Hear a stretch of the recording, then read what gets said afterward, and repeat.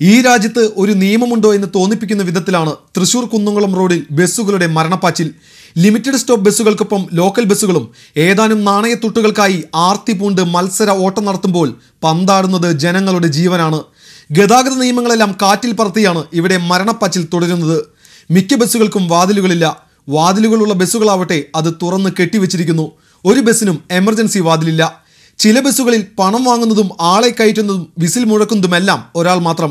ക്ലീനർമാർക്ക് uniform വേണമെന്ന് പറഞ്ഞപ്പോൾ അതിൻ്റെ പേരിൽ തൊഴിൽ ഉപേക്ഷിച്ചവരുണ്ടത്രേ. തൃശൂർ കുന്നംകുളം റൂട്ടിൽ ബസ്സുകൾ നേരെ വന്നാൽ ചെറിയ വാഹനങ്ങൾ റോഡിൽ നിന്ന് ഇറക്കുക മാത്രമേ വഴിയുള്ളൂ, അല്ലെങ്കിൽ ഇടിക്കുമെന്നുള്ളതിൽ ബസ് ഡ്രൈവർക്കും സംശയമില്ല. ഒരർത്ഥത്തിൽ ബസ്സുകൾ നിരത്തിലിറക്കിയുള്ള ഗുണ്ടാവിളയാട്ടമാണ് ഈ റൂട്ടിൽ നടക്കുന്നത്. വേഗം നിയന്ത്രിക്കാൻ നേരത്തെ ചൂണ്ടലിലും അമലയിലും പഞ്ചിങ് സ്റ്റേഷനുകൾ ഉണ്ടായിരുന്നു. കൈക്കൂലിയും ഉദ്യോഗസ്ഥരുടെ പിടിപ്പുകേടുമായപ്പോൾ അത് പൂട്ടിയിട്ടിപ്പോൾ വർഷങ്ങളായി.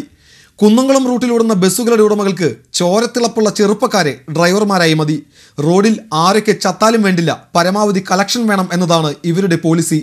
നിയമം നടപ്പാക്കാൻ ലോക്കൽ പോലീസും ഹൈവേ പോലീസും മോട്ടോർ വകുപ്പുമൊക്കെ ഉണ്ടെങ്കിലും ഇവരെ ചുക്കിനും ചുണ്ണാമ്പിനും കൊള്ളില്ലെന്നാണ് ജനാഭിപ്രായം. മിക്ക ബസ് മുതലാളിമാരും പോലീസ് ഏമാന്മാർക്ക് വേണ്ടപ്പെട്ടവരാണെന്നാണ് പരിഹാസത്തോടെ ജനം പറയുന്നത്. തലവേദനിക്കുന്ന മകനെ ഡോക്ടറെ കാണിക്കാൻ പോയ അമ്മയുടെ കാലിലൂടെയാണ് പുഴയ്ക്കലിൽ ബസ് ചക്രം കയറിയിറങ്ങിയത്. കണ്ണീർ തോരാതെ ദുരന്തത്തെക്കുറിച്ച് പറയുന്ന യദുകൃഷ്ണയുടെ വാക്കുകളെങ്കിലും ഇവരുടെ മനസ്സിൽ കൊണ്ടെങ്കിൽ.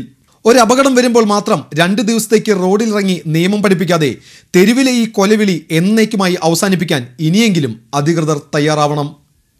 TCV news, Thrissur.